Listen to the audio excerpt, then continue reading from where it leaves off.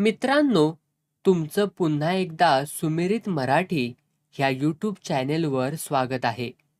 आजची कथा सुरू करण्यापूर्वी जर कोणी ह्या चॅनेलवर पहिल्यांदाच आले असाल आणि अजूनही सबस्क्राईब केले नसेल तर नक्की सबस्क्राईब करा. धन्यवाद. आये, ए आये, आयेचं एक नाही का दोन नाही. आये, शेवटी सदानाना खच्चून आईच्या कानाशी ओरडला. तशी तोंडावरची वाकळ दूर करत राधाबाई दातोट खात म्हणाली, का बोंबलतोयास रे इनाकारणी. आवाज खाली घेत सदानाना म्हणाला, भाकर खाऊन घे, न ग मला. वाकळ परत तोंडावर ओढून राधाबाई म्हणाली. सदानाना आणखी नरमाईच्या सुरात म्हणाला, आये लय रागाला आल्यास तर एक तिथं दोन, दोन तिथं चार भाकरी खा. पर खा आणि मग गपगार सकाळ पत्तूर झोपून राहा. तर जोरानं तोंडावरची वाकळ दूर करत राधाबाई गुरगुरली, गपगार झोप लागल्या का मला गेल्या 1.5 वर्षात. माझं पोर तुम्ही घराबाहेर काढल्यापासनं. स्वयंपाक घराकडून एक लांबलचक हुंकार आला. यांचं पोर म्हण. खालवर बघाया एक पोरग माझं ती बी लाडानं पार बिघडून टाकलं. अन बघ बघ कसं तोंड सोडले तुझ्या बायकून. राधाबाई काही बोलायच्या आतच सदानाना ओरडला, वायच गप बसतासा का. आणि घरातून येणारा आवाज एकदमच बंद झाला. आई अगं आता उठ की ग. राधा परत वाकळ डोक्यावरून ओढून घ्यायला लागली तसा सदानाना चिडला. आई असं म्हणत त्याने परत आईला गदागदा हलवलं. राधा एकदम त्याच्यावर फिसकारून म्हणाली, तुला ठावन हाय तुझी बायको मला काय काय बोलल्यात. आणि एकदम अंगावरची वाकळ बाजूला भिरकावून राधाबाई उठून बसली आणि दुपारी घडलेला प्रसंग तिने अगदी रंगून रंगून मुलाच्या नजरेसमोर उभा केला. मधल्या आळीतली धुरपा नेहमीसारखी उसन्या पासण्याला हातात भांड घेऊन टेकावर असलेल्या सदानाना पाटलाच्या घराच्या 7-8 पायऱ्या चढून अंगणात आली. छपराच्या सावलीत बसलेल्या राधाबाईला पाहून पदराड भांड लपवत हळूच घरात शिरणार. तोच काय ग धुरपा, राधाबाईनं विचारलं. कसनुसं तोंड करत थांबलेल्या धुरपाला जरा बाजूला सरकून ती म्हणाली, बस इथं.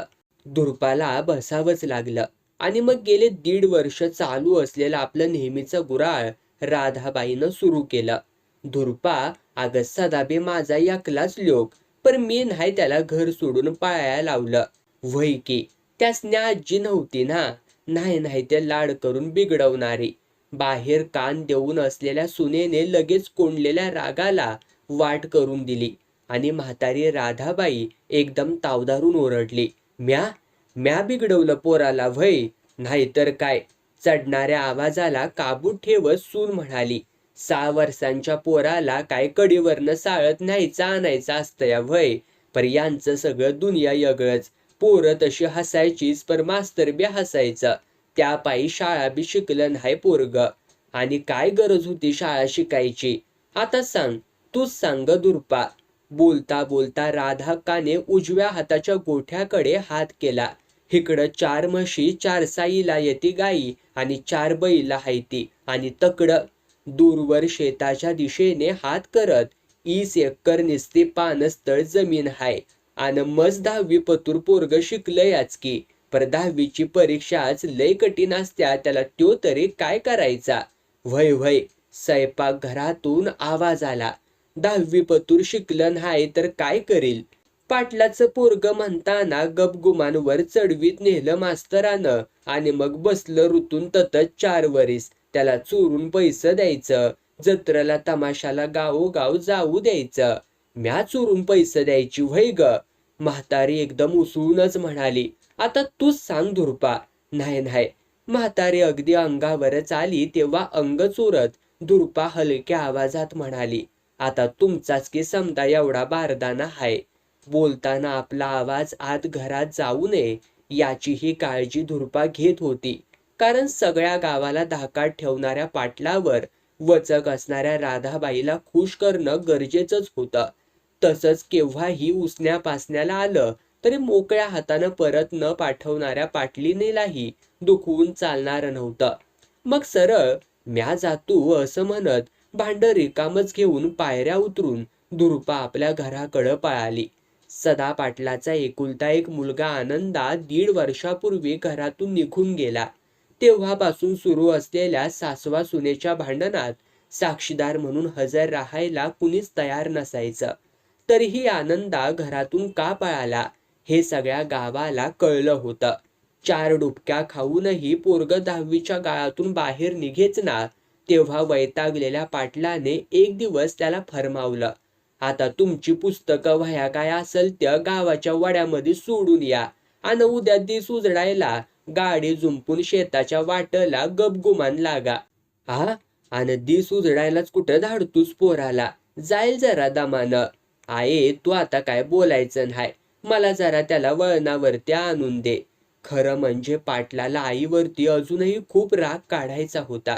पण आई पुढे सदा दबून राहायची सवय असल्यामुळे नेहमीसारखा आईचा राग बायकोवर काढीत पाटील ओरडले, ऐकलं का? पाट पाट जरा लवकर उठवा लाडक्या लेकाला आणि चहा न्याहारी उरकून जाऊ द्या पोटा पाण्याचं बघायला. दुसऱ्या दिवशी जरा निवांतच पाटील शेतात पोहोचले. मळ्यात वस्ती करून राहिलेल्या भिकू साठ्याला आनंदावरती कोणती कामं सोपवायची हे पाटलांनी आधीच समजावून सांगितलं होतं. गव्हाच्या शेतात भांगलन करून घ्यायला आनंदाला सांगितलं होतं. म्हणून पाटील तिकडे वळले. हातात खुरपं विळा घेतलेले मजूर भांगलन करायचं सोडून बांधावरती उभ्या राहिलेल्या आनंदाकडेच बघत होते.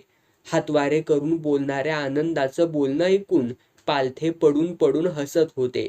तेवढ्यात दुरून येणाऱ्या पाटलाकडं भिकू साठ्याचं लक्ष गेलं आणि तो ओरडला, हे पाटील यायला लागल्या ती, पाटील यायला लागल्या ती. मग मात्र धडपडत सगळे कामाला लागले. पाग भुईला डोकं टेकस्तवर एवढं कशाचा हसू येतंय र तुम्हा समद्यासनी. दुपारच्या जेवणाच्या सुट्टीत घास घेता घेता पाटलांनी भिकूला विचारलं. तसं काय नाही, जरा दबक जरा चाचरतच भिकू म्हणाला. आपला अंदा बाबा वाईच तमाशातल्या गमती सांगत होत. सांगता सांगता भिकूला मध्येच हसू फुटलं. असं, मग आम्हाला बी ऐकव की र एखादी गंमत. त्याबरोबर गडबडलेला भिकू घाईघाईने म्हणाला, मालक तुम्हासनी सांगायचं होतं ते राहिलंच बघा. अंदा बाबांना आता मजुरांवरती देखरेखीला पाठवूच नगासा. त्या मजुरांना तंबाखू मागत्याती, इडी काडी मागत्याती. त्या परास आंब्याखालच्या हिरीच्या पट्ट्यात उद्याच्याला मिरचीची रोपं लावायची हायती. तिथं फकस्त बाया आणि पुरीच असत्याती. मग इडी तंबाखू मागाया न ग आणि तमाशाच्या गमती बी सांगाया नको. मग तू बी ततच थांब उद्याच्याला. कडक आवाजात भिकूला सूचना मिळाली. मालक. दुसऱ्या दिवशी काम संपल्यावर भिकू मालकाच्या कानाला लागला. अंदा बाबांना आता दुसऱ्याच कामावरती लावावं, मी तोच विचार करतोया. पाटील गंभीर आवाजात म्हणाले, उद्या शेंगांची पोती इस्लामपूरला संघाच्या अडतीत नेऊन टाकायचीत. आपली बैलगाडी घेऊन आनंदात जाईल. उन्हात रोपं लावताना घामाघूम झालेल्या बाया पोरी पाहून आनंदाचं काळीच कळवळलं आणि मग त्यांना अर्धा तास आधीच जेवणाची सुट्टी मिळाली. आपला धाकला मालक लोण्याच्या काळजाचा आहे हे लक्षात आल्यावर मग बायांनी करता येईल तेवढा चुकारपणा केला आणि तो करतानाही अगदी थकल्या भागल्या चेहऱ्याने, लय दमणूक झाली बया, लय कटाळा आलाया, ही भुणभुण चालूच होती. मग आनंदा तरी काय हो करणार. त्यांना जरा लवकरच सोडून देणं त्याला भागच पडलं. भिकूने सांगायच्या आधीच लेखाचा कनवाळूपणा पाटलांच्या कानावरती गेला होता. म्हणून पाटलांनी विचार करून दुसऱ्या दिवशी 30 शेंगांची पोती भरून बैलगाडीतून आनंदाला इस्लामपूरला सोसायटीच्या 38ला पाठवून दिला. दिवस मावळायला आला तरी उजाडताच बैलगाडी पळवत नेलेला आनंदा परतला नाही. आई, आजी, पाटील अंगणात वाट बघत बसून राहिले होते. सूर्य मावून तास झाला असेल. खुळखुळ खुळखुळ आवाज आला आणि इतका वेळ टांगणीला लागलेले 3 जीव अलगद खाली उतरून भांड्यात पडले. पावती आणलीस? आणली की.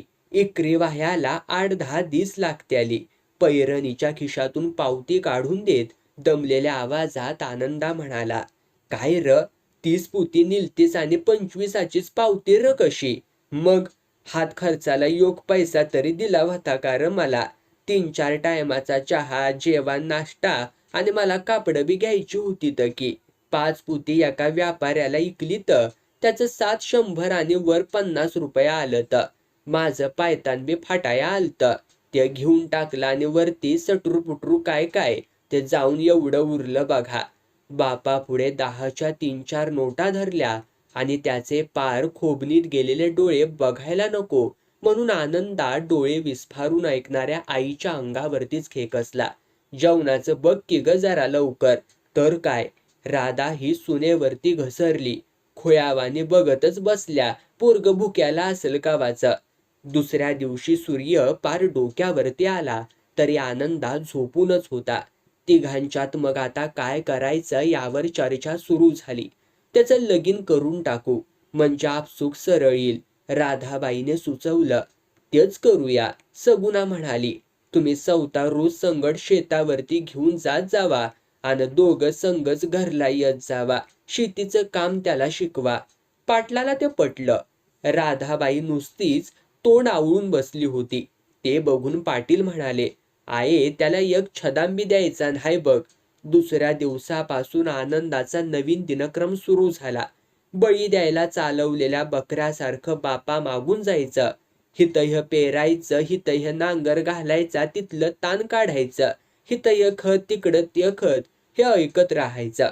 चिमूटभर तंबाखू तोंडात टाकणं देखील जमायचं नाही. विडी ओढणं तर दूरच राहिलं हो. दोस्त मंडळी लांबून बघायचे आणि हसायचे. याचा शेवट अखेर बापलेकाच्या खडाजंगीतच झाला. आपण शाप शेतात जाणार नाही, आनंदाने घसा खरवडून सांगितलं. दुसऱ्या दिवशी सावकाश उठला.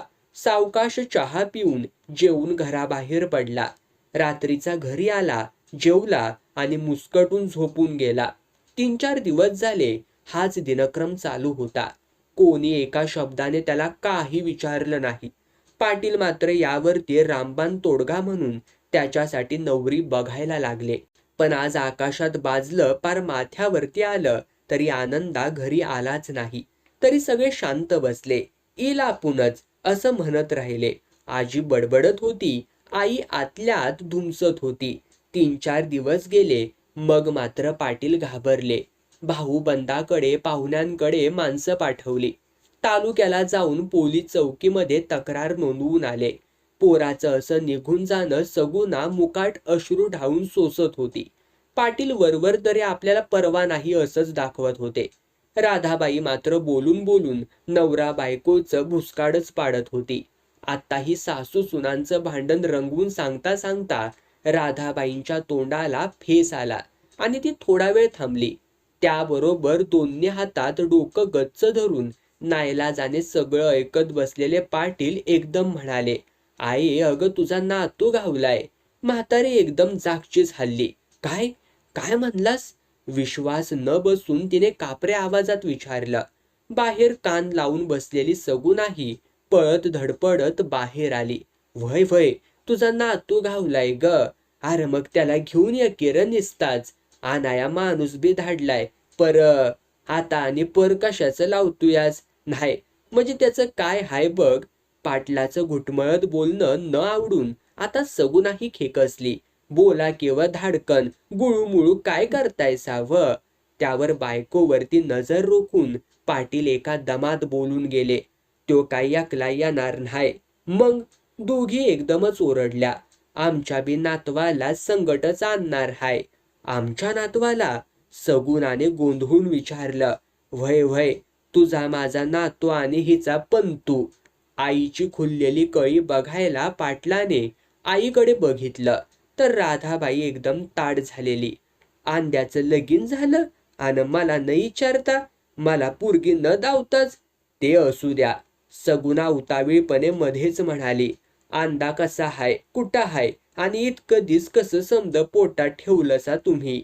तिला हाताच्या फटकाऱ्याने गप्प बसवत राधाबाईने विचारलं. पोरगी कुणाची हाय? 96 कुळीची तरी हाय का?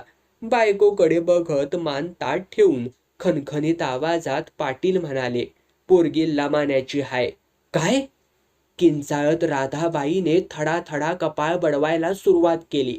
सगुणा अंगातली शक्ती गेल्यासारखीच नुसतीच टकामका नवऱ्याकडे बघत राहिली. पाटील उठायच्याच तयारीत होते. आलूच असं म्हणत ते भराभरा पायऱ्या उतरून गेलेही.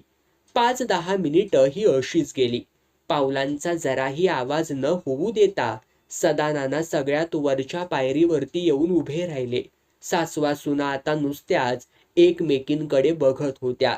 मग काय ठरवलंस? वरच्या पायरीवरती उभं राहूनच सदानानाने विचारलं. माणूस पाठवायचा का आणायला? एक डावच काय ते सांगा बघा. आता आणि काय सांगायचं? आपलं पोरग टाकून द्यायचं असतंय व्हय. गळा भरून आल्याने सगुणाला पुढे बोलताच येईना. परतीला मानेन मातूर हित येता कामा हाय. फकस्त अंद्या आणि त्याचं पोर दोघच हित येत्याली. राधाबाईने बजावलं. आली तर ती ग, नाही तर कुणीच नाही. पाटलांचा ठणठणीत आवाज. आता बडबड बास. सगुनेनं ही नवऱ्याच्या बरोबरीने आवाज चढवत बजावलं. गोमान जायचं आणि तिघासने बी घेऊन यायचं. मध्यरात्र उलटून गेली होती. सगळीकडे कसं चिडीचुप्प झालं होतं. क्वचित गुरांच्या गळ्यातल्या घंटांचा आवाज तेवढा येत होता. गोठ्या शेजारच्या छपरात झोपलेल्या नेवऱ्या जोरजोरात घोरत होता आणि अचानक त्याच्या पायथ्याला झोपलेला खंड्या कान टवकारून उभा राहिला. दुसऱ्याच क्षणाला जोरजोरात भुंकायला लागला. एकाच क्षणात वरच्या पायरीवर आलेल्या तिघांनाही त्यानं गाठलं. चुप र. एक जोराचा धपाटा खंड्याच्या पाठीत घालत त्यातला एक जण म्हणाला. चवताळून आलेला खंड्या मऊपणाने धपाटा घालणाऱ्याचे पाय हुंगत राहिला. थोड्याच वेळात दारावरती जोराची थाप पडली. थापेबरोबर आवाजही आला. पाटील, दार उघडा. झोपेतून जागा झालेला नेवऱ्याही 2-3 उड्यामध्ये तिथे आला. चंद्राच्या मंद प्रकाशात गडद लाल हिरव्या कपड्यातली कुणी व्यक्ती पोटाशी गच्च आवून धरलेलं लहानसं गाठोडं आणि त्या गाठोड्यातून बाहेर येणारा अगदी बारीक ऊ असा आवाज. नेवऱ्याने वासला तेवढ्यात त्याच्या पाठीमध्ये रपकन एक धपाटा बसला. काय र नेवऱ्या, हा? धाकलं मालक तुम्ही? धाकलं मालक काही उत्तर द्यायच्या आतच दरवाजा उघडला गेला. कोण हाय? पाटलाचा दमदार आवाज. चला रात. हातातला जाडजूड सोटा दणकन आपटत शिवराम हवालदाराने हुकूम सोडला आणि पाटलांना म्हणाला. लोक सून आणि नातू आले ती. पाटलांमागे दडून हळूच वाकून पाहणारी सगुणा झटकन पुढे आली. अंगणातल्या मंद दिव्याच्या उजेडात लाल रंगाचा घागरा, हिरवी चोळी, डोक्यावरती पिवळ्या रंगाची ओढणी, दोन्ही कानशिलांवरून थेट खांद्यापर्यंत टेकलेल्या घंटीच्या आकाराचे चांदीच्या घुंगरांचे लहान लहान गुच्छ, गळ्यात मोठमोठ्या मण्यांची माळ, मनगटापासून कोपरापर्यंत हस्तिदंती बांगड्यांची माळ असलेले हात दिसले आणि त्या दोन्ही हातांनी पोटाशी सांभाळून धरलेलं गाठोडं कुणकुणणारं. सगुणा भानावरती आली. पुढे होऊन अलगद ते गाठोडं हातात घेत असतानाच परत घाईघाईने गाठोडं सुनेच्या हातात देऊन ती आत पळाली. भाकरीचा तुकडा घेऊन येईतोपर्यंत आनंदा घरात देखील शिरला. सुनेवरून नातवावरून तुकडा ओवाळून दूर फेकून येईतोपर्यंत आनंदा आजीला घेऊन आला होता आणि आवाज चढवून राधाबाई म्हणत होती. आंद्या, मी तोंड बघणार नाही हिचं. नका बघूसा, सगुणा म्हणाली. आणि तुम्ही चला रात. अदुगर देवाला जाऊन नमस्कार करा. बाळाला घेतलेल्या सगुने मागोमाग सगळेच घरात आले. हा कोण र? भिंतीला टेकून डोळे मिटून बसलेल्या हवालदाराकडे बघत राधाबाईने विचारलं. हवालदार जरा नीट बसत म्हणाला. मला ओळखलं नाही व्हय? मीच की ठाव ठिकाणा शोधून काढला तुमच्या नातवाचा आणि समद्यासने घेऊन आलोया हिथं. अंतिगत काळी कशापायी आणल्या हिथं. रागाने वेडा वाकडा झालेला तिचा चेहरा पाहून हवालदार म्हणाला. आजी, ती नसती आणली तर तुमचा लोक बी नसता आला बघा. भिकू माझ्या गावी पाटलांचा सांगावा घेऊन आला आणि मी आनंदाला धुंडाळायला थेट कोकणापर्यंत गेलो. तिथं नदीवरती पूल बांधायचं काम चाललं होतं. तिथंच आनंदा कामाला होता. लमानाची 4-5 घरं वस्ती करून कामासाठी राहिली होती. तुमचा नातू त्यांच्या पोरीवर बकुळीवरती भाळला आणि तिथंच राहिला. अंगावरती शेकतय म्हणताना पळायला बघत होता. लमानाच्या पोरांनी चांगला कुचलला असता, खलास बी केला असता. पर नेमका त्याच वक्ताला मी तिथं पोहोचलो. त्यांची समजूत घातली आणि दोघांचं लगीन लावून दिलं. भिकूला टपाल टाकून सगळं कळवलं. पर पाटलाला लमानी नको होती. मग मी पण तिथंच काम मिळवून राहिलो. आंद्या तिथल्या दगड माती व्हायच्या कामाला लय कटाळला होता बघा. त्यातच हे पोरग झालं. एकदा रातचं परत पळून जायला लागला. मग मातूर हडसून खडसून पत्र लिहिलं. पोरग जित्त हवं असल तर सून नातू सगळ्यांना बोलवून घे म्हणून सांगितलं. तवा कुठं पाटील बी समद्यांना घेऊन या म्हणालत. समोरून ताटात चहाचे कप येताना दिसले आणि हवालदार गप्प बसले. सूर्याची कवळी किरणं उबदार होऊन हळूहळू तापायला लागली होती. जागं झालेलं गाव आपल्या उद्योगाला लागलं होतं. धुरळा उडवत बैलगाड्या शेताच्या दिशेने धावत होत्या. राखोळीच्या म्हशींना हैक हैक असं करत गुऱ्हाकी रानाच्या वाटेला लागले होते. रिकामे हंडे डोक्यावरती घेऊन काही बायका तळ्याकडे तर काही भरलेले हंडे सावरत घराच्या दिशेने लगबगीने जात होत्या. इतका वेळ अंगणात झाडाखाली उन्हाला बसलेली म्हातारी माणसं ऊन तापायला लागलं म्हणताना उठायच्या तयारीत होती. ढणाढणा जळणाऱ्या चुलीतनं टोकापर्यंत जळत आलेलं लाकूड चिमट्याने मागे ओढून त्याच्यावरती पाण्याचा शिपकारा मारता मारता सगुणाने आनंदाला हाक मारली. चला र, ती गबी न्याहरीला बसा आणि जावा आपापल्या कामाला. आणि तुझ्या बायकोला सांग म्हणावं पोराला पाण्यात टाकून हिथं मदतीला ये म्हणून. सगुणाचं बोलणं कानावर पडलेली बकुळा पोराला पाण्यात टाकून जरा घाईघाईनेच समोरून यायला लागली. दोन्ही पायात लुडबुडणाऱ्या लुगड्याच्या घोळात दोनदा तिचा पाय अडकला. गडबडीने डाव्या हाताने घोळ सावरताना डोक्यावरचा पदर पडला.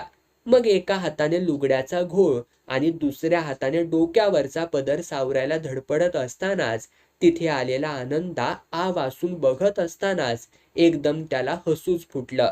त्यावर एक जळजळीत नजर त्याच्यावरती टाकून बकुळाने आपला सगळा राग त्याच्यावरतीच काढला. फुटणारं हसू लपवत सगुणा म्हणाली, राहू दे, जा पोराकडं बघ. लेक सून नातू घरात आले तेव्हा रात्री तास दीड तास खूप गडबड उडाली होती. ती शांत झाल्यावर पाटलांनी सगळ्यांना निवांत झोपायला सांगितलं होतं. पण सगुणाच्या नशिबात काही निवांतपणाच नव्हता. रात्रीच पेटीतला धारवाडी खण काढून तिने विळीवरती खसा कापून त्याचे 12 तुकडे केले आणि सुई दोरा घेऊन पांढऱ्या कापडाची ठुशी लावून त्याची चोळी शिवली. झोपायला जाण्यापूर्वी बकुळाला सांगून ठेवल्याप्रमाणे भल्या पहाटे पाण्याचा हंडा चुलीवरती चढवला. बकुळाला तिच्या जटा विंचरायला लावून घट्ट आंबाडा घालून दिला. मध्येच कुरकुरायला लागलेल्या नातवाला त्याच्या पणजीच्या पुढ्यात ठेवून अंधाराचीच बकुळाला आंघोळ करायला लावली आणि नव्या कोऱ्या विटभर काठाच्या आणि हातभर लाल भडक पदराच्या इरकली लुगड्याच्या निऱ्या करून त्याला कुंकू लावून बकुळाला ते कसं नेसायचं दाखवत नेसवून दिलं. कपाळावरती पाऊलीच्या आकाराचं लाल भडक कुंकू लावलं. मग बदललेला घागरा चोळी धुवून मागच्या अंगणामध्ये वाळत घालून घेतली. जरा फटफटल्यावरती नेवऱ्याच्या हातात बकुळ्याच्या मापाची हस्तिदंती बांगडी देऊन त्याला भामा कासरीनीकडून काचेच्या लाल बांगड्या आणायला पाठवलं. वर बजावलं. भामा लय चौकशा करील, तिला मला काय ठावं आहे असंच सांग. माथ्यावरचा सूर्य जरा बाजूला कलला तेव्हा कुठे सगुणाला जरा निवांतपणा मिळाला. मधल्या सोप्यात वाकळ टाकून ती पडली तेव्हा डोकं मात्र चांगलंच तापलं होतं. राधाबाईला पंतू हवा होता, पण नाथसुनेचं तोंड बघायलाही ती तयार नव्हती. मांडीवरचं पोर रडायला लागलं तेव्हा बकुळा मुलाला उचलायला पुढे आली. तेव्हा तिने पटकन तोंड फिरवलं. धावून धावून सुनेचं कौतुक करणाऱ्या सुनेवरही ती चांगलीच भडकून उठली होती. वस्कन अंगावर आल्यासारखी सुनेला म्हणाली, लय कौतिक चालवलं या, पर नाक डोळं तरी जागच्या जागी हायती का अप्रूबाईच्या सुनेचं. शांत आवाजात सगुणा म्हणाली, वायच बघा तरी तिच्याकडं, म्हणजे तर मी बघती या. असं म्हणत राधाबाई सरळ उठून चालती झाली. आणि एवढं कौतुक करून नवी सून तरी कुठे सासूवरती खुश होती. कारण दिवस उजडायला सासूने सुनेला घरची रीतभात शिकवायला सुरुवात केली होती. सूर्याचा लाल गोळा टेकडी पलीकडून वर सरकत होता आणि दोन्ही हातात लुगड्याचा सोगा गुडघ्यापर्यंत वर उचलून बकुळा मागच्या अंगणामध्ये पार टोकाला उभी राहून दूरवर पसरलेल्या हिरव्या गार शेताकडे, जाग होऊन कामाला लागलेल्या गावाकडे कुतूहलाने बघत होती. आणि एक कडक आवाज आला, असं पुढल्या मागल्या अंगणात उगाच यायचं न्हाय आणि अदुगर तो लुगड्याचा घोळ खाली सोड. दचकलेल्या बकुळीच्या हातून लुगड्याचा घोळ सुटला होता. चल आत आणि भाकरी टाकायला येत्या का नाही तुला? सासूच्या वागण्याचा चांगलाच राग आलेली बकुळा जरा घुशातच म्हणाली, येत्या ती पर एवढं थोरलं लुगडं नेसून नाही जमणार चुली पुढं बसायला. माझी घागरा चुळी द्या आणून. सगुनाला सुनेचं बोलणं चांगलंच खटकलं, पण ती राग आवरून गप्प बसली. तिघींचे जेवण झालं ते एकमेकींकडे न बघताच. ऐसपैस मांडी घालून जेवायला बसलेल्या बकुळेला सगुनेने सावरून बसायला सांगितलं आणि बकुळा आणखीनच नाराज झाली. कामाच्या ठिकाणी 4 झोपड्या उभारून आज इथं तर उद्या तिथं असं भटकंतीचं जिनं वाट्याला आलेल्या बकुळेला पुलाच्या बांधकामावरती भेटलेल्या आनंदाने स्थिरस्थावर जीवनाचं एक मोह पडेल असं चित्र डोळ्यांसमोर उभं करून दाखवलं होतं. 12 महिने हिरवी गार असलेली आपली शेती, ऐसपैस घर, गोठ्यातली दुभती जनावरं, निस्त्या भटांनी खाव्यात अशा मौसूद पुरणाच्या पोळ्या, गरम दुधातल्या तुपाची धार सोडलेल्या लुसलुशीत शेवया, जिभेच्या चवीसाठी सांडगे, पापड, कुरडया, पापड्या आणि काय काय. याला भाळलेल्या बकुळाला आज्ये सासूची हडहड आणि सासूचं सारखं हे कर आणि ते करू नको हे काही आवडलं नव्हतं. सगळा राग नवऱ्यावरती काढायचा होता, पण तो सकाळी शेताच्या निमित्ताने पसार झाला होता. दुपारची सगुना जरा आडवी झाली आणि दाराची कडी खडाखडा वाजायला लागली. जोडीला सगुना, हे सगुना असा हाकांचा सपाटा. आवाज ओळखून सगुना एकदम उठून बसली. आता या कशाला आल्या ती आणि या वक्ताला आणि हितं, असं म्हणत सगुनाने दार उघडलं आणि हातातली काठी टेकत टेकत डोकं पूर्णपणे पिकलेली सुरकुतल्या चेहऱ्याची कमरेत वाकलेली तानूबाई आत आली. ती कपाळावरल्या आठ्यांमध्ये भर घालतच. पाठोपाठ अनेक तिघी चौघी आतमध्ये शिरल्या. आंद्या आलाच म्हण. डोळं बारीक करून सगुनाकडे बघत तिनं विचारलं, व्हय की? तोंडातल्या तोंडात सगुना पुटपुटली, मग मला भेटायला नाही आला? मोठापणा आला या व्हय त्याला? तसं नाही, सगुना गुळमुळीतपणे म्हणते. तोवर तिथे आलेल्या राधाबाईने तिची सुटका केली. बाई तुम्ही आल्या व्हय आणि एवढ्या उन्हाचं? मध्येच सगुनावरती खेकसली, घोंगडं टाक बसायला. तानूबाई सदानाना पाटलांच्या भावकीतली सगळ्यात वयस्कर म्हातारी, राधाबाईची चुलत जाऊ. पाटीलकीचा मान सदानानाच्या घराकडे होता. त्याचा राग काढायला सतत संधीच्या शोधात असलेली तानूबाई सदानानाच्या घरातल्या प्रत्येक माणसाशी फटकारूनच बोलायची. घोंगड्यावरती बसता बसता तानूबाई बरोबर आलेली बाई म्हणाली, सकाळी मागल्या अंगणात आरसं लावल्याला लाल जागा वाळत घातला होता. पोराचं लगीन केलं या म्हण. न राहून आणखी एकीनं विचारलं, बायको आणल्या संगट? राधाबाई काहीच बोलली नाही. सगुना आत निघून गेली. कुठल्या गावची हाय? तानूबाईने जरा दमातच विचारलं. कुणाची हाय? हाय जाधवाची, कोल्हापूरकडली. राधाबाई उत्तर देते तेवढ्यात आतून लहान मुलाच्या रडण्याचा आवाज आला. हा, अन पोरग कुणाचं रडतंय आतमधी? आलेल्या बायका एकमेकींकडे बघत म्हणाल्या, अंदाजच. राधाबाईने अगदी सहज सांगावं तसं सांगितलं. अन काय कडी कुलपात कोंडून ठेवल्या व्हय अंदाच्या बायको पोराला? वायस तोंड तरी बघू दे की का आम्हाला त्यांचं. तानूबाईचा चढता आवाज थेट स्वयंपाक घरापर्यंत गेला आणि सगुना बाहेर येऊन म्हणाली, 2 दिवसांनी पूजा घालायची हाय, तवा अवतानी येईलच बघा समध्यासनी. बोलता बोलता ताटातून आणलेल्या चहाच्या कब्बशा तिने बायकांपुढे ठेवल्या आणि जरा हलक्या आवाजात म्हणाली, वायजीवाला बरं नाही म्हणताना माया लेकरं दोघं बी झोपल्या ती. त्याबरोबर काठी सावरत तानूबाई रागाने उठली. चला ग, उठा ग समद्या. असं का बाई? राधाबाई काकुळतीच्या स्वरात म्हणाली, चहा घेऊन जावा केव्हा तेवढा. पण काहीही न बोलता चहाच्या कपबशांना हातही न लावता सगळ्या तरातरा निघून गेल्या. तिन्ही सांज झाली. परतलेली गुरं नेवऱ्या गोठ्यात बांधत होता. तेवढ्यात पाटीलही आले.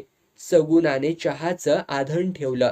तानू आत्ती येऊन गेल्या हे पाटलाला सांगायला सगुणाने 2 वेळा तोंड उघडलं आणि तसंच मिटून देखील घेतलं. पाटीलही गप्पच होते. चहा झाला. कपातला वाफाळला चहा बशीत ओतता ओतता हवालदार म्हणाले, आज रात्री मी मळ्यातच जातो बघा मुक्कामाला. उद्या उजडायला गावची वाट धरतो बघा. अन काय घाय नाही. चहाची भांडी आवरताना थांबून सगुणा म्हणाली, दोघा नवरा बायकोच्या हातून पूजा घालायची हाय.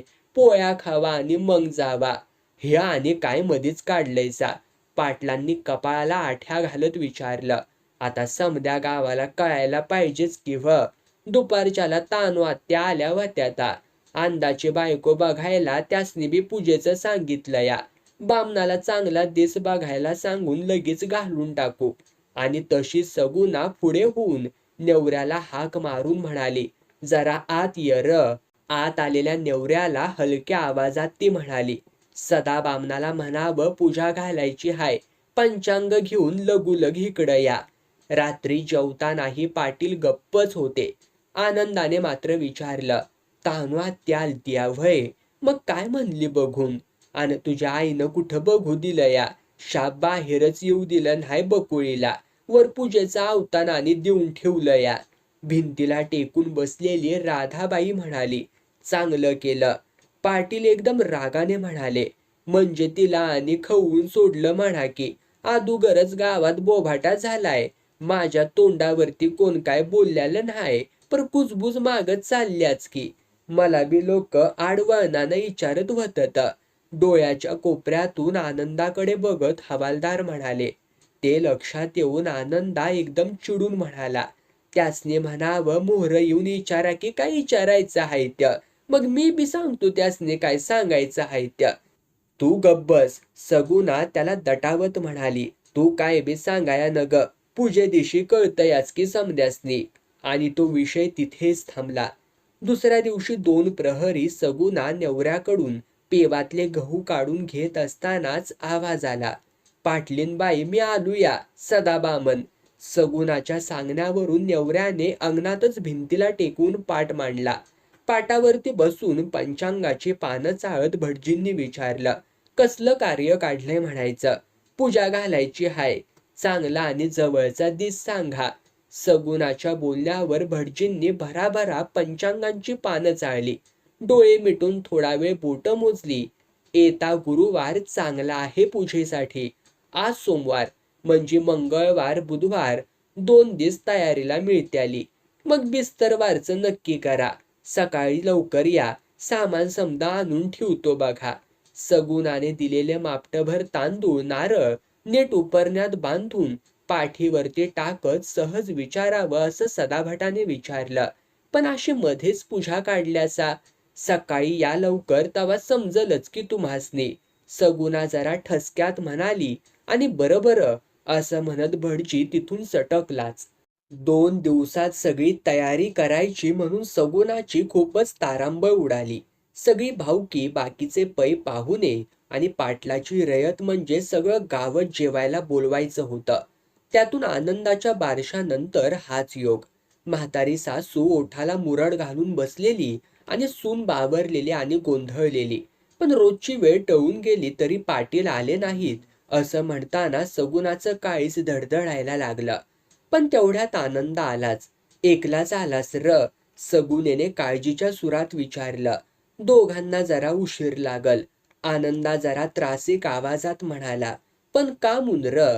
आईचा रडका आवाज ऐकून आनंदा आणखीनच चिडून म्हणाला, काय नाही, चावडीवरती बोलत बसल्या ती 2 जण. आणि कोण आहे चावडीवरती? राधाबाईनंही आता धास्तावल्या आवाजात विचारलं. आपलं गाववालच आहे ती की.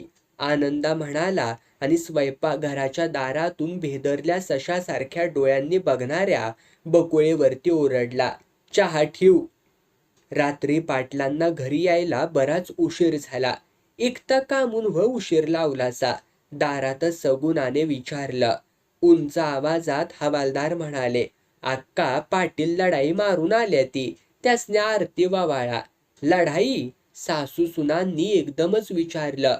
पण पाटलांच्या चेहऱ्यावर काही लढाई जिंकल्याचा आनंद दिसत नव्हता.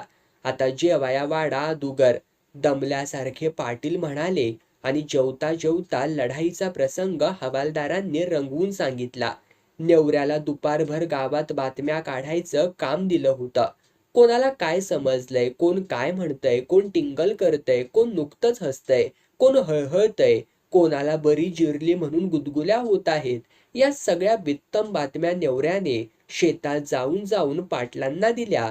मग पाटील आणि हवालदार जरा लवकरच शेतातून परतले. चावडीवरती या सगळ्या लोकांना बोलावून घेतलं आणि पुढाऱ्याच्या थाटात एक जोरदार भाषणच त्यांच्या पुढं ठोकलं. स्वतंत्र भारत, भारताचा विकास, जाती जमाती, हा विकासातला मोठा अडसर आपण सगळे एक हे समजून घ्यायला मन मोठं करायला हवं. जाती मोडून केलेल्या लग्नाचा मंत्र्यांच्या हातून मोठा सत्कार होतो. अशी लग्न म्हणजे एक प्रकारची देशसेवाच आहे. भाषण करता करता अखेर पाटलाचा गळा जरा भरून आला आणि लोकांनी टाळ्यांचा कडकडाट केला. कुणी पाटलांचं कौतुक केलं, कुणी शाबासकी दिली. सगुणाचं पोट समाधानानं भरलं. सून घरात आल्यापासून आज पहिल्यांदा ती निवांतपणे जेवली आणि डोसक्यावरचं एक फार मोठं ओझं उतरल्यासारखी सगळीच माणसं शांतपणे झोपली. शांत झोपेतही सगुणाला डोळ्यांसमोर ते दृश्य दिसत होतं. रात्रीच्या अस्पष्ट उजेडात दारात उभा राहिलेला मुलगा आणि चित्रविचित्र पोशाख घातली ती सून. आनंदाला त्याच वेळी तिने नुसत्या विस्फारल्या डोळ्यांनी विचारलेला, "अरे काय ह्य?" हा प्रश्न. आणि त्यावर जरा लाजतच शर्मिंद्या नजरेने, "आय कसं बी करून सावरून घे ग," असं काकुळत्या डोळ्यांनी सांगणारा आनंदा. आणि अगदी त्या क्षणापासून सगळं सावरून घेण्यासाठी सगुणाचा आटापिटा चालला होता. सासूला पंतू हवा होता, पण नाचून नको होती. आणि एकदा नको म्हणजे कायमच नकोच, हा सासूचा हट्टवादी स्वभाव. नवऱ्याला भावकीची आणि गावकऱ्यांची, त्यांच्या प्रतिक्रियेची वाटणारी भीती आणि सगळी भिस्त आईवरती टाकून मोकळा होणारा एकुलता एक लेक. रानावनात चुकलेल्या वासरासारखी नुसती कावरी बावरी झालेली सून, या सगळ्यांना बरोबर घेऊन संसाराचा गाडा हाकताना सगुणाची दमछाक होत होती. आदल्या रात्री तिने सुटकेचा श्वास सोडला आणि आज सकाळपासून सगळी कामं करताना कसं मोकळं मोकळं वाटत होतं. उत्साहाने सगळी कामं करताना तिच्या लक्षात आलं होतं, महत्वाच्या कितीतरी गोष्टींचा आपल्याला अजिबात पत्ताच नाही. बकुळेला हाक मारून तिनं विचारलं, "काय ग, पोराचं काय नाव ठेवलंस का नाही? बारसं करायचं असतं या." "केलं आमच्या रीतीप्रमाणे," बकुळा संकोचत म्हणाली. "आजीने भैरव नाव ठेवलं आणि आम्ही विश्वास." दुपारी एरंडेलाच्या तेलावर काजळी धरताना सगुणाला उसन्यापासण्याला येणाऱ्या आपल्या बायकांची आठवण झाली. 2-3 दिवसात एक जणही फिरकली नव्हती. "येत्याला आता बिस्तरवारीच परसाद आला," असं स्वतःशीच म्हणत असताना हाक आली. "काकी हायसा का व्ह काकी?" "कोण हाय? आत या की बघू." "मी वसंता." वसंता, तानूबाईचा नातू, दारात तसाच उभा राहिला. "वसंता व्हय," बाहेर येत सगुणा म्हणाली. "सोसायटीचा सेक्रेटरी झाल्यापासनं लय बदललास र बाबा तू." काकीच्या बोलण्याकडे दुर्लक्ष करून वसंता जरा गुरमीतच म्हणाला, "आज सांच्याला सगळे भावके आमच्या घरी जमणार हाय, तवा तुम्ही बी समद्यांनी यायचं हाय. सदा काकाला सांगा आनंदाला घेऊन याचं म्हणावं." "अन कशाला भावकी जमत्या र?" सगुणाचा जरा घाबरा आवाज. "ते कळल तिथं आल्यावरच." अन पाठ फिरवून वसंता बरोबरच्या 2 माणसांबरोबर निघूनही गेला. "शेतात जाऊन त्यासनी सांगावा दे जा, हिथं नाही कोण रिकामच सांगावा द्यायला." पाठमोऱ्या वसंताला ऐकू जाईल एवढ्या मोठ्या आवाजात ओरडून सांगून सगुणाही आत गेली. सगुणा 2-3दा येऊन मावळतीला झुकलेल्या सूर्याकडे पाहून गेली. छपरात बसलेली राधाबाई नाकात तपकीर कोंबत म्हणाली, "आता 3-3दा काय बघत्यास ग सूर्याकडं?" जरा घुटमळतच सगुणाने उत्तर दिलं, "थोरल्या घरी हरिभाऊच्यात भावकी जमणार हाय, नवऱ्याला तिकडं पाठवावं म्हणत्या म्या." "आणि कशाला जमत्या भावकी म्हणायची? राधाबाई सुनेवरच उखडली. आता मला तरी काय ठावं व? ऐकलं आणि राधाबाई एकदम उठली. हातातली तपकिरीची डबी लुगड्यावरती पालथी झाली. 2 बोटांच्या टिचकीने ती उडवतच पायऱ्यांकडे जात राधाबाईने सांगितलं, डब्बी उचलून ठेव आणि नेवऱ्या आला की लगेच माझ्या मागं धाड. पर आता तुम्ही आणि कशाला व? गुमान बस. असं म्हणत राधाबाई पायऱ्या उतरायला लागली. पर आता तुम्ही आणि कशाला व? गुमान बस. असं म्हणत राधाबाई पायऱ्या उतरायला लागली. हरिभाऊचं घर जवळ आलं तशी तरातरा चालणारी राधाबाई वाड्याबाहेरच्या कडुनिंबाखाली थांबली. तिथूनच मान वर करून बघितलं. अंगण माणसांनी टम्म गच्च भरलं होतं. घराच्या ओट्यावर एका बाजूला बायकाही बसल्या होत्या आणि अंगणामध्ये खाटेवर बसलेला हरिभाऊ. त्याचा मूळचा लाल पण आता रंग उडालेला पटका, पटक्यातून बाहेर आलेले पांढरे केस आणि तावातावाने बोलताना आणखीन पिंजारल्या गेलेल्या त्याच्या करड्या मिशा. दात ओठ खात राधाबाई तो काय बोलतोय ते ऐकायचा प्रयत्न करत होती. आता तुम्ही गावचं पाटील, हरिभाऊ घसा ताणून बोलत होता. गावचं पाटील म्हणून तुम्ही गावामोर भाषण जोडलंसा ते आम्हाला समद कळलं. पर आता हिथं समधी भावकी जमल्या. त्यांच्या बरोबर गावातली पोक्ती पुरवती माणसं बी आल्या ती. त्यांच्या मोहर मी भावकीतला समद्यात म्हातारा पोक्त माणूस भावकीचं म्हणणं सांगणार हाय. राधाबाई टाचा उंच करून आपला लेक नातू कुठं दिसतात का ते बघत होती. पण एवढ्या गर्दीत तिला कोणी दिसलं नाही. हरिभाऊंनी जमलेल्या सगळ्या लोकांवरती नजर टाकून विचारलं, काय मंडळी, मी म्हणतो ते बरोबर हाय का नाही व? बरोबर हाय, बरोबर हाय. हरी विठ्ठलाचा गजर करावा तशा तालासुरात मंडळी ओरडली. मग जरा सावरून हरिभाऊ परत बोलायला लागणारच होता. आता बाद झालं की र नमन, मुद्द्याचं बोला. कुणीतरी ओरडलं, या बया. अंड्याचाच आवाज आला. तोंडाला पदर लावत राधाबाई बोलली. हरिभाऊ ही मोठ्याने ओरडून म्हणाला, तेच सांगतोया नव्ह, तुम्ही ना जातीची ना पातीची अशी बाई घरात आणल्यासा. लमानीन हाय म्हण. जमावातलं कुणीतरी कुजबुजलं. दोघा तिघांनी एकमेकांना डोळे मारले. हरिभाऊ बोलतच होता. आता ती लगीन करून आणल्या का तशीच आणल्या म्हणायची. काका. आंद्या दात ओठ खात जीव खाऊन ओरडला. अदुगर तोंडावरा. चांगली 50 माणसं साक्षीला ठेवून लगीन करून आणल्या. खोटं वाटत असल तर चला माझ्या संगट. अजून बांधकाम चालू हाय आणि शिराबात खाल्ल्याची तांदूळ टाकल्याची माणसं बी असत्याली ततच.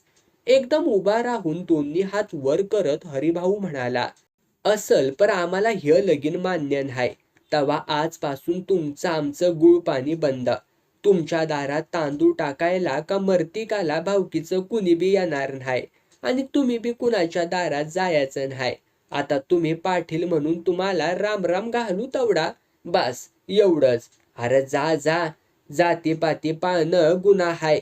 आनंद आता उभा राहून ओरडत होता. तुम्हा समद्यांना आता कायदाच धावतो बघा बरोबर. कुठेतरी बसलेले पाटील आणि हवालदार दोघं एकदम पुढे आले. दोघांनी त्याच्या दोन्ही दंडांना धरून गर्दीतून त्याला बाहेर ओढत आणलं. त्याआधीच राधाबाई घराच्या दिशेने चालायला लागली होती आणि तिच्यावरती लक्ष ठेवून असणारा नेवऱ्या तिच्या आधी घर गाठायला गल्ली बोळातून पळत सुटला होता. भूकंपाच्या धक्क्याने मुळापासून घर हादरावं तसं सदानाना पाटलाचं घर हादरलं होतं. सगुना कंबर मोडल्यासारखी स्वयंपाक घरातच बसून होती. आनंदा नुसता धुमसत होता. राधाबाई बोट मोडत होती. शिव्यांची लाखोळी वाहत होती. मध्येच बकुळीवरती देखील घसरत होती. या उदसाच्या पायात समद झालं बघा. आता काळ करकी म्हणावं कुठंतरी तिला. आणि जिच्या पायात हे सगळं घडलं ती पाळण्याजवळ बसून पदराचा बोळा तोंडात कोंबून ओक्साबोक्शी रडत होती. पाटील मात्र वरवर का होईना आपण शांत असल्यासारखं दाखवत होते. राधाबाईची बडबड थांबवायला एकदाच कडक आवाजात ते म्हणाले, आता गुमान बसा. मी नाही भीक घालत भावकीच्या धमकीला. समदा गाव माझ्या पाठीशी हाय म्हणावं. बाकी कुणावरती या बोलण्याचा परिणाम झाला नाही तरी सगुना मात्र उठली. स्वयंपाकाला लागली. पाटील जेवून उठायच्या आतच अंगणामध्ये निम्मा गाव जमा झाला होता.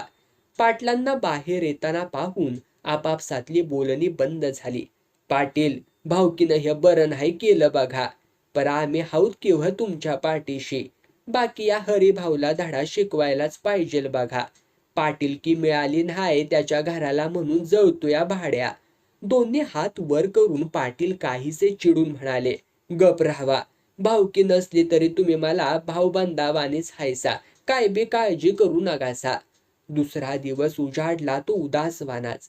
काय 2-3 वाक्य बोलली असतील ती पाटलांनीच, न्याहारी मुकाट्यानेच झाली.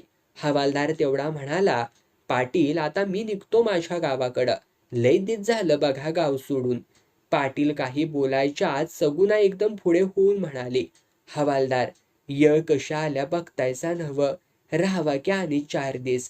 पाटलांना बी सोबत होईल तेवढीच. जरा सगळं शांत झाल्यावरती निवळल्यावरती जावा. वय हवालदार, थांबावाय 4 दिवस. हवालदाराला जायचा बेत रहित करावा लागला. संध्याकाळी घरी आलेल्या पाटलांचा चेहरा काळजीने आणखीनच आक्रसला होता. दोघाही बापलेकांच्या लक्षात आलं होतं की भावकीला भीक घालत नाही असतं नुसतं म्हणून भागत नसतं. शेताच्या वाटेवर भेटलेली एरवी 3-3दा पाटला पुढे वाकणारी भावकीतली माणसं आता तोंड फिरवून गेली होती. शेतातले गडीही कुणी घाबरले होते तर काहींना मनातून बरंच वाटत होतं. दारात पाऊल टाकलं तर राधाबाईची बडबड सुरू होती. बकुळेचे डोळे रडून रडून मुठी एवढे झाले होते. सगुनाही जरा घुशातच होती. किती हाका मारल्या तरी बकुळी जेवायला उठतच नव्हती. बाई ग, तान्ह्या पोरासाठी तरी 2 घास खाऊन घे, त्याची उपासमार नग ग करूस, असं सगुनेने अगदी काकुळतीला येऊन विनवलं. तेव्हा कुठे ती जेवायला बसली. तो सगळा राग सगुनेने आनंद आल्यावर त्याच्यावरती काढला. बाबा, तुझ्या बायकोला जरा समजुतीनं घ्यायला सांग. हातापाया पडून दुपारचं जेवाया लावलंया कसं बस. आता तुझं तू बघ. आता आल्या आल्या व कशाला, पाटील वैतागून सगुनाला म्हणाले. मग त्यावर कुणीच काही बोलायचं धाडस केलं नाही. कुणी उठल्याशिवाय न उठणारा आनंद आज पहाटेच उठला. चुलीवर पाण्याचा हंडा तापायला ठेवणाऱ्या आईला म्हणाला, आई, तिच्या कपड्यांचं गाठोडं कुठं माळ्यावरती टाकलेस ते काढून दे ग. आता गाठोड्याची काय घाई उसळल्या र तुला. मिश्री लावत गरम पाण्यासाठी आलेल्या पाटलांनी विचारलं. आम्हाला नाही राहायचं इथं. बाहेर भावकीचा त्रास आणि घरात आजी भाजून काढत्या. कुठं बी रोजगार करून पोट भरू आम्ही. आणि हा एवढा घराचा शेताचा पसारा वाढवलाय तो कुणासाठी र. पाटलांचा चढलेला आवाज ऐकून झोप मोडलेली राधाबाईही सकाळचं कामून वरडतोयास र असं वरडतच तिथं हजर झाली. नातू घर सोडून निघालाय हे कळलं आणि तिची झोप पार उडाली. आता घराबाहेर जाशील तर माझं मड वालांडूनच जाशील, उमऱ्यात बसकन मारत ती म्हणाली. जायचं असल तर त्या बायाला एकलीलाच जाऊन दे, तिच्याच पायात ही येळ आल्या बघ. पोराला उराशी कवटाळून भेदरलेली बकुळा भिंतीला चिकटून उभी होती. ते पाहून सगुना म्हणाली, उठा आता, उमऱ्यावरचं कोण कुठं जात नाही. जा रांद्या तोंड धुवून य, मी चहाचा आदान ठेवते. आणि सगळे भराभर हल्ले. सगळा स्वयंपाक झाल्यावर दुरडीत सगळं जेवण भरून व्यवस्थित नेवऱ्याकडे देत सगुनाने बजावलं. लगेच माग येऊ नगस, धाकल्या धन्यावर जरा नजर ठेव आणि सांच्याला सगळं बरोबरच या. नेवऱ्याला सूचना देत असताना सगुनाचं सगळं लक्ष पाळण्यात रडणाऱ्या नातवाकडे लागलं होतं. स्वयंपाक सगळा सगुनाच करायची. बकुळाला केर काढ, कपडे धु, भांडी घास, हे उचल ते ठेव, हे सगळं सांगायची.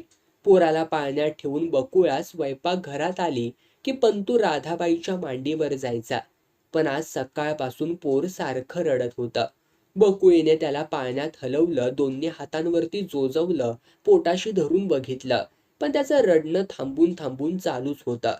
राधाबाईने त्याला दोन्ही हातांवरती झेललं, कानात कुर्र केलं, त्याला गाणं म्हणून दाखवलं. शेवटी मीठ मिरची घेऊन त्याची दृष्ट काढली, पण रड थांबत नव्हतं. शेवटी सगुना मोठ्यानं ओरडली, त्याला पाच तरी, पोट भरलं नसल पोराचं. पोराला एकदा या कुशीत एकदा त्या कुशीत असं घेत बकुळा सासू पुढे आली आणि एकदम जमिनीवरती बसून मुसमुसत म्हणाली, पोट नाही भरत याचं, माझं दूधच उडाले. डोळे विस्फारून एकदा बकुळेकडे बघून सगुणा पळतच स्वयंपाकघरात गेली. वाटीत दूध घेऊन आली. चमच्याने त्याला पाजलं आणि तान्हबाळ डोळं मिटून शांत पडलं. संध्याकाळी मंडळी शेतातून घरी आली तेव्हा चुलीजवळ बसून बकुळी पोराला चमच्याने दूध पाजत होती. एवढ्या बारक्या पोराला वरचं दूध कशाला? पाटलांनी नापसंतीच्या सुरात विचारलं. कुणीही उत्तर दिलं नाही. थोड्या वेळाने कारण कळलं तसा आनंदा चांगलाच उखडला. आई, भाऊकीनं काय चिटूक बिटूक केलं असेल का ग?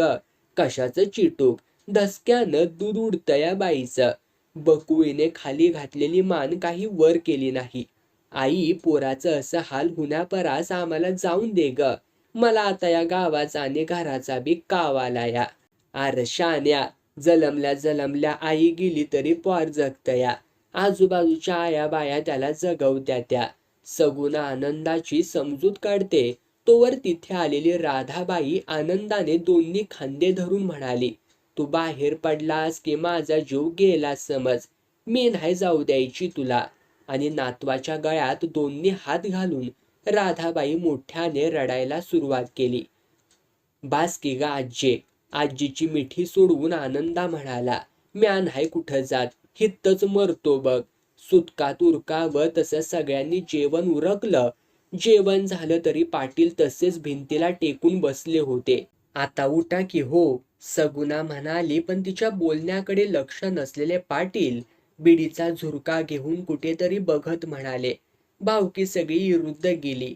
काही गावकरी बी त्यांना मिळालं तर, पण मी डगमगलो नाही. दंड थुपटून उभा राहिलो.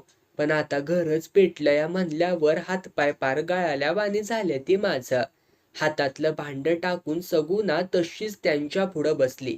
पाटलाची ही अवस्था बघून तिचा चेहरा पार काळवंडून गेला होता. दूध उतू गेल्याचा जळल्याचा वास याला तशी भानावरती येत कळवळून म्हणाली, जाणत्या माणसानं असा हातपाय गळल्यावरती बाकीच्यांनी काय करावं? त्या परास यातून बाहेर कसं पडता येईल ते बघा. तरीही पाटील तसेच बसून राहिलेत हे पाहून तिने बळेच त्यांना उठवून झोपायला लावलं. रात्रभर कुणालाच धड झोप लागली नाही. तरी सकाळपासून सगळ्यांचे रोजचे व्यवहार सुरू झाले होते. राधाबाईने मात्र आपलं तोंड एकदम मिटून घेतलं होतं.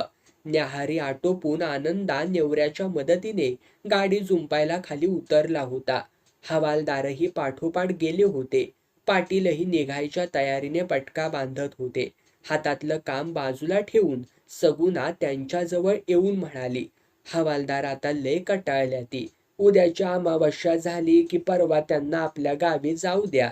आता तुम्हीच त्यांना अंध्या रातचा कुठं निघून जाऊन हाय म्हणून अंगणामध्ये झोपायची कामगिरी दिल्या नव्ह. अंध्या नाही जायचा कुठं.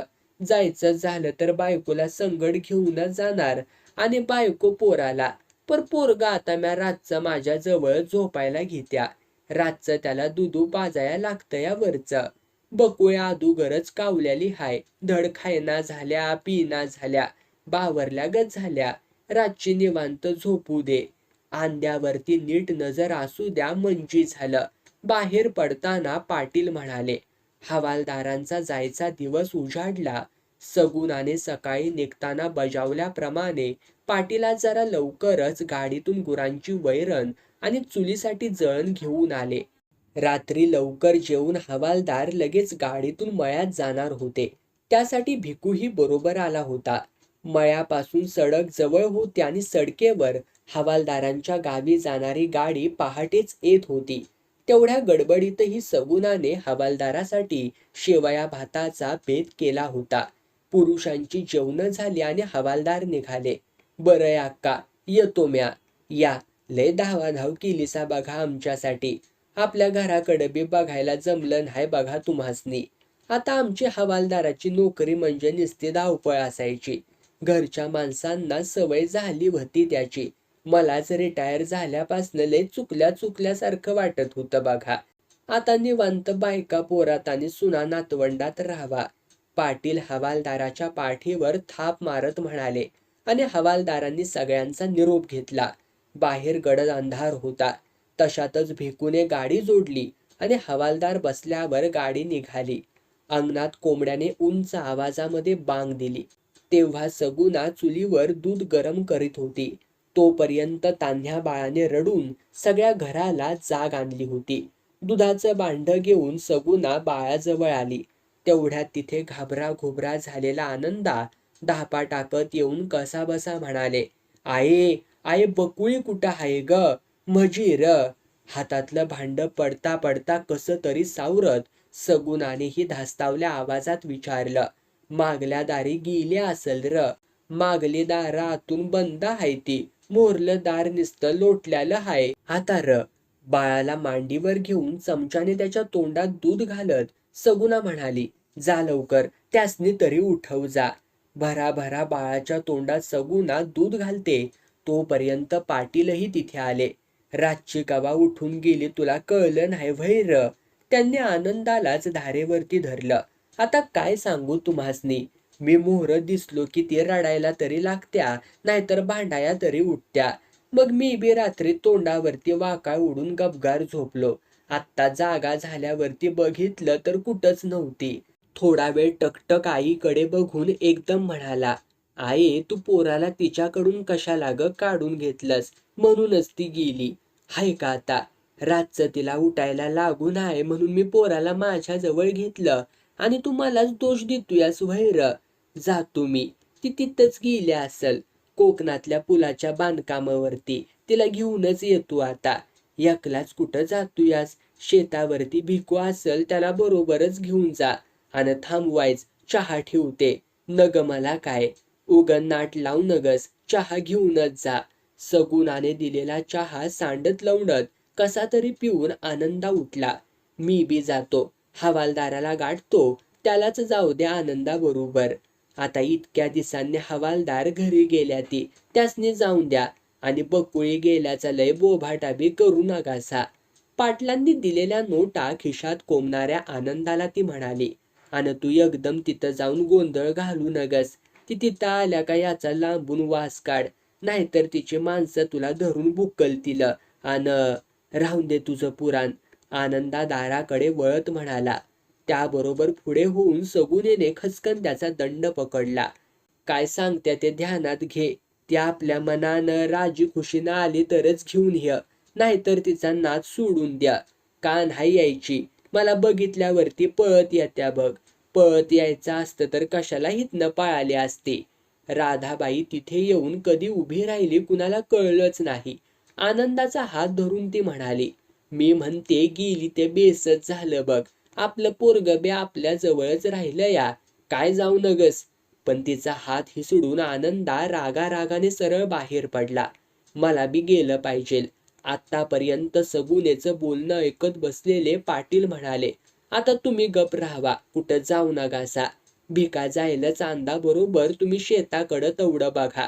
काय झालंय ते या कानाचं त्या कानाला बी कळायला नग. आधीच गाव मज्जा बघायला टपलं या जणू. हा? एकदम पाटलांनी चमकून बायकोकडं बघितलं. तिच्यावरती नजर रोखून तिच्या मनाचा ठाव घेत ते म्हणाले, म्हणजे तुला ती यायला नकोच हाय म्हण की ग. तुझ्या त्रासाला तरी कटावून ती गेली नाही नव. डोसक जाग्यावर नाही तुमचं. एकदम मांजरीसारखी फिसकारत सगुणा म्हणाली. मग एकदम गप्प बसली आणि शांत आवाजात म्हणाली, पोराचा परपंच सुराला लागायला नको आहे व्हय मला. पर ती आली तर नवऱ्याच्या सांगण्यावरूनच येईल. तुम्ही पुढं गेला असा तर 4 माणसं गोळा करून तुमची एखाद्या येळेला फजिती बी करल. कुणी सांगावं? तेव्हा तुम्ही आपलं गुमान मळ्यात जावा बघू. तेवढ्यात तिचं लक्ष दारात उभ्या असलेल्या नेवऱ्याकडे गेलं. त्याबरोबर घाबरून नेवऱ्या पटकन म्हणाला, चरवी द्या, धारा काढायच्या आहे ती. जरा जोरातच त्याच्या हातात चरवी आपटत सगुणा म्हणाली, नेवऱ्या तोंड एकदम बंद ठेवायचं. कुठं काय बरळलास तर याद राख. किती काळजी घेतली तरी गावात बातमी ही पसरलीच. आतापर्यंत सगळी उत्सुकता दाबून ठेवलेल्या बायका आता मात्र धीर न निघून उसण्या पासण्याच्या सहज भेटीच्या निमित्ताने घरात डोकवायच्याच. पोरग का रडतया आणि वरलं दूध कावं पाटलीनबाई एवढ्याशा पोराला, आणि आई कुठं दिसना पोराची. सगुणाने काहीतरी उत्तर देऊन बायकांना गप्प बसवलं, कुणाला वाटेला लावलं. पण राधाबाई कुठली गप्प बसायला. 12 गावचं पाणी पिलेली बाई, तिला एका जागी बरं वाटतंया व्हय, उधळली चौखूर. तसं काय नाही. राती तिच्या माहेरचं माणूस आलतं. कोणतरी गमावलंय तिच्या माहेरचं म्हणताना गेल्या. सगुणाने एक घाव 2 तुकडे केले. नंतर मात्र सासवा-सुनामध्ये बरीच वादावादी झाली.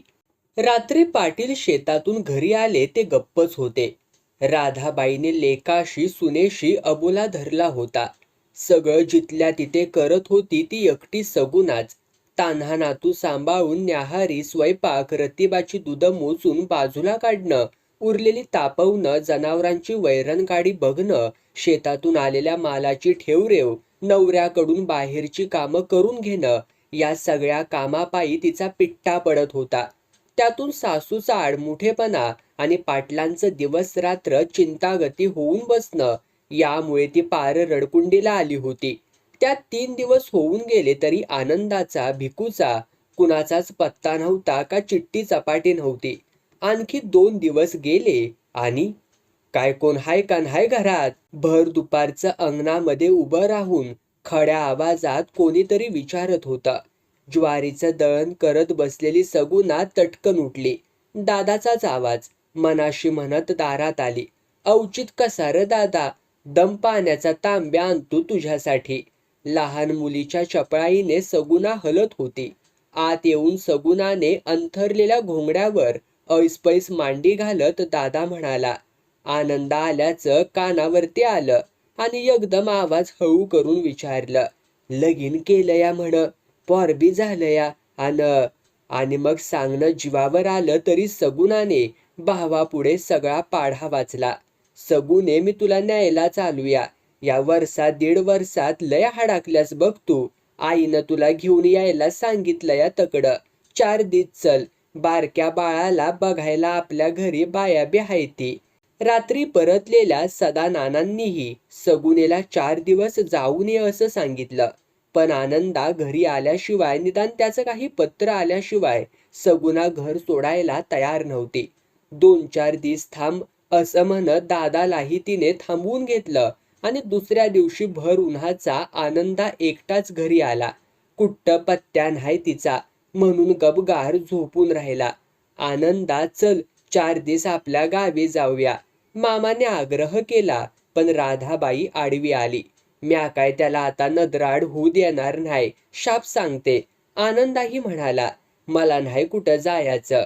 मग सकाळ संध्याकाळच्या स्वयंपाकाला गावातल्याच एका बाईची व्यवस्था करून सगुना माहेरच्या वाटेला लागली. अरे उठ की र, असा किती दिस तोंड लपून राहणार आहेस? शेताकडे जायचं या नव्हा आपल्याला. तोंडावरती वाकळ ओढून झोपलेल्या आनंदावरती पाटील गुरकावले. मला नाही कुठं जायचं. वाकळ न काढताच आनंदा म्हणाला, अरे असं बायवाने दडे मारून बसायला काय र झालं या तुला? लाज तिला वाटायला पाहिजे. ती गेली ते बरंच झालं. पिढा टळली म्हणायची. झाली चूक तर ती निस्तरता येत्या. मामाने जाताना स्पष्ट सांगून टाकलं होतं. अरे चांगली गणगोत कुळी बघून आणल्या बी एखाद्या बारीला दगा देत्या. मिली समजायचा आणि आंघोळ करून मोकळं व्हायचं. सगुणाने ही जीव तोडून समजावलं.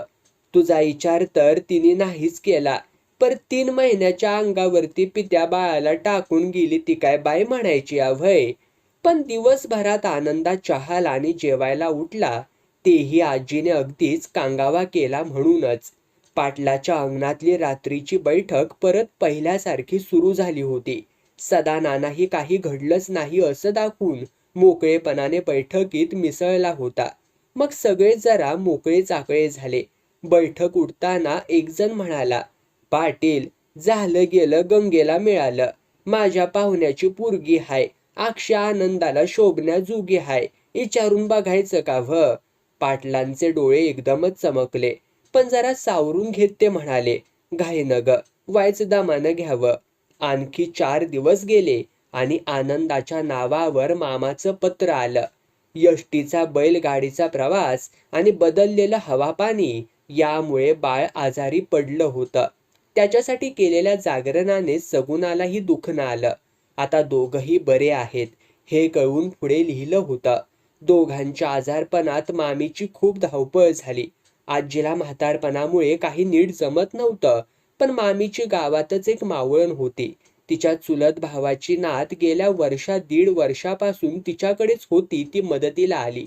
बाळाचं औषध पाणी, त्याला दूध पाजणं, त्याला मांडीवरती घेऊन बसणं सगळं तिनेच जीव लावून केलं होतं. आजी, मामी, सगुणा सगळ्यांच्याच मनात ती भरली होती आणि लहानग्या बाळाचं आईच्या मायेनं करणारं कोणीतरी हवंच की. त्याच्या आईचा तर पत्ताच नाही. तेव्हा मामाने आग्रहाने लिहिलं होतं, तू आता आईला बाळाला बघायला ये आणि शेवंताला पण बघ. आनंदा पत्र वाचता वाचता एकदम थांबला आणि हातातलं पत्र 2 बोटात धरून लांब भिरकावून दिलं. अरे का रास? उत्सुकतेने पत्र ऐकणारे पाटील आणि राधाबाई दोघही ओरडले, पण आनंदा तोपर्यंत उठूनही गेला. 8 दिवस गेले. मामाचं दुसरं पत्र आलं.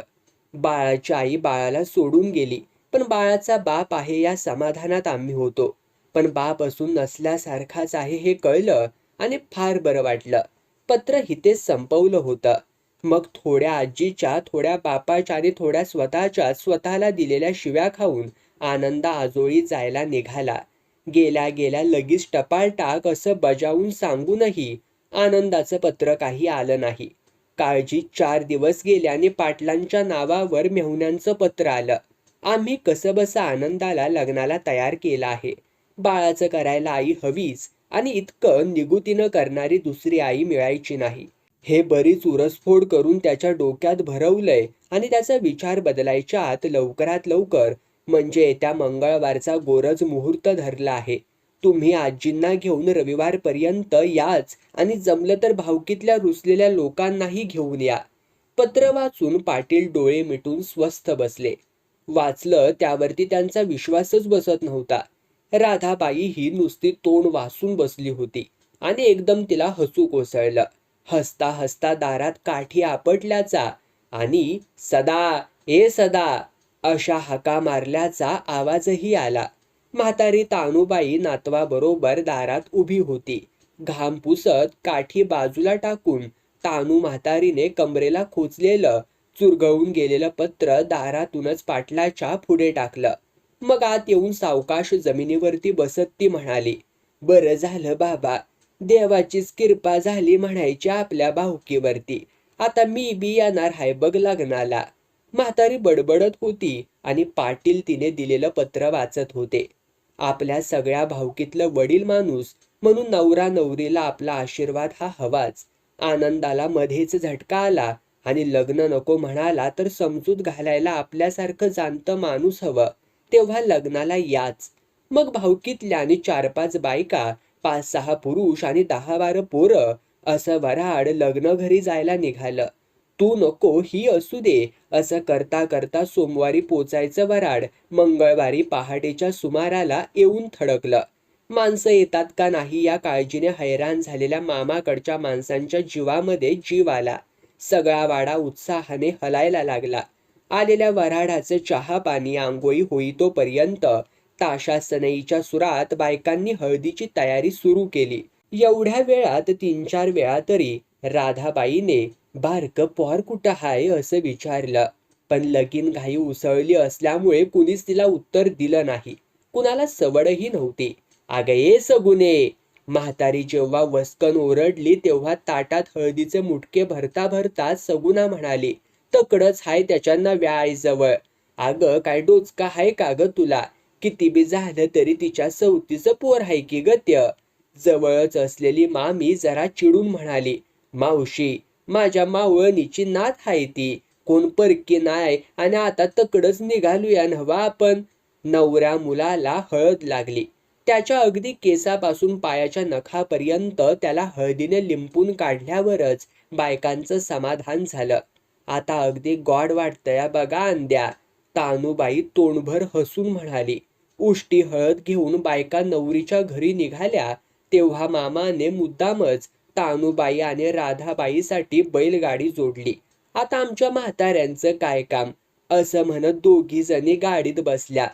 पंतू मांडीवर घेऊन राधाबाई हळदीला बसलेल्या नाचुनेकडे कौतुक भरल्या नजरेने बघत होती. चांगली दिकणी आहे की. हिरवंगार लुगडं, हिरव्या बांगड्या, कपाळावरती पाऊली एवढं कुंकू, गळ्यात एक दानीचा सर, नाकात नथ अशा नवरीकडे बघून तानुबाई कुजबुजली. "अन पहिली कशी होती?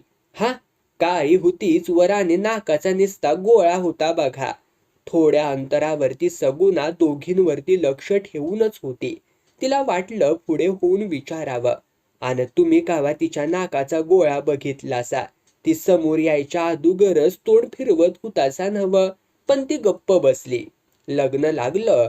दोन्ही आज्यांना टोप पदराची इरकली लुगडी मिळाली. नाच सुनेवरती दोघीही खुश होत्या. दुसऱ्या दिवशी सकाळीच वऱ्हाड गावी आलं. यष्टीतून उतरलेल्या वऱ्हाडासाठी बैलगाड्या सज्ज होत्या. सजलेल्या बैलगाडीतून नवरा नवरीची वरात वाजत गाजत पाटलाच्या घरापर्यंत आली. मापुलतून नवरी घरात आली. तेव्हा सगुणाने डोळ्यांत उभी राहिलेली समाधानाची आसव हळूच पदराच्या शेवाने पुसत भरल्या गळ्याने नवऱ्याला आठवण करून दिली. "उद्या लगेच गोंधळ घालून टाकायचा बघा." गोंधळ पार पडला. तिसऱ्या दिवशी सकाळी सत्यनारायणाची पूजा होऊन पाहुणे मंडळी लाडवा कानवल्याची शिदोरी घेऊन पाटील पाटलींना निरोप घेऊन नवरा नवरीला तोंडभर आशीर्वाद देऊन घरच्या वाटेला लागली. या 2 दिवसातही बाळाला दिवसातून 4-5 वेळा दूध पाजायचं काम सगुणाने नव्या नवरीवरच सोपावलं होतं आणि तिने ते हौसेने केलंही होतं. वऱ्हाड हललं आणि घर एकदम शांत झालं. रात्रीची जेवणं झाली. सगुणा सुनेला अगदी हळू आवाजात म्हणाली, "आटीप, पोरग्याला दूध पाजून माझ्याकडं द्या. आता रातचं मी सांभाळीन त्याला." लाजेनं लाल झालेलं तोंड पदराड लपवत नवी सून पटकन उठली. चुलीवरती ताज्या दुधाचं पातेलं तापत होतं. त्यातलं चांगलं मोठा वाटका भरून दूध काढून घेतलं आणि बाळाला कुशीत धरून स्वयंपाकघराचं दार लावून घेतलं. नेमके त्याच वेळी पाटीलही खिशातली विडी काढून काड्यापेटीसाठी स्वयंपाकघराकडे आले. "दार कशाला लावलं या?" त्यांनी मोठ्याने ओरडून विचारलं. मागच्या दारात जरा निवांत बसलेली सगुणा म्हणाली, "शेवंता दूध पाजत्या पोराला." "परत दार लावून कशाला ग? आता कळना व्हय तुम्हाला? बघणाऱ्याची नजर लागत्या पोराला." सगुणा नवऱ्याला जरा दमात घेऊनच म्हणाली, "हा हा, ते बी खरंच म्हणा." बोलणं पटल्यासारखं मान हलवत पाटील काडी पेटीसाठी नवऱ्याला शोधत गोठ्याकडे वळले.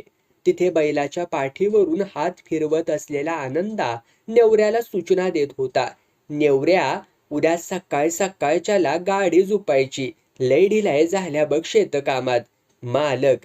नवऱ्या बैला पुढं वैरण टाकता टाकता हसत म्हणाला, "काय म्हणा, पर वरात घरात आल्यापासनं तुम्ही लय खुशीत हायसा बघा. हाय का नाय?" दणकन एक थाप त्याच्या पाठीत बसली. "गाढवा, गुमान काम कर आपलं. लय शानपणा." आणि समोर बाप दिसल्यावर एकदम गडबडून आनंदा सरळ पाठ फिरवूनच उभा राहिला. आता इथं थांबायला नको म्हणून पाटील घाईघाईने तसेच परत फिरले. परत स्वयंपाकघराच्या दारात आले. दार अजूनही बंदच होतं. इकडे तिकडे बघितलं. सगुणा मागच्या अंगणामध्ये खुराड्यातल्या कोंबड्या मोजत होती. विडीची तर भलतीच तल्लफ आलेली. आज्याची काय नातवाला नजर होत नसत्या, असं म्हणत पाटलांनी सरळ लोटलेलं दार ढकललं आणि जे दिसलं ते बघून भूत दिसल्यासारखा टाळाच वाचला. बुबुळं पार खोबणीत गेली. धडपडत ते मागे कोसळणार एवढ्यात नवऱ्याला तिथे बघून धावत आलेल्या सगुणाने एका हाताने पाटलाच्या पाठीला आधार देत दुसऱ्या हाताने कसं तरी दार ओढून घेतलं आणि सरळ नवऱ्याच्या दंडाला धरून त्याला ओढत मागच्या अंगणात आणलं. "काय भानगड हाय?" कसे बसे पाटलाच्या तोंडून शब्द बाहेर पडत होते, पण सगुणा "वरडू नगासा" असं दबक्या आवाजात म्हणाली आणि पाटलांनी एकदम तोंडच मिटून घेतलं. पण डोळ्यांपुढे मात्र उघडलेल्या दारातून दिसलेलं दृश्य परत उभं राहिलं.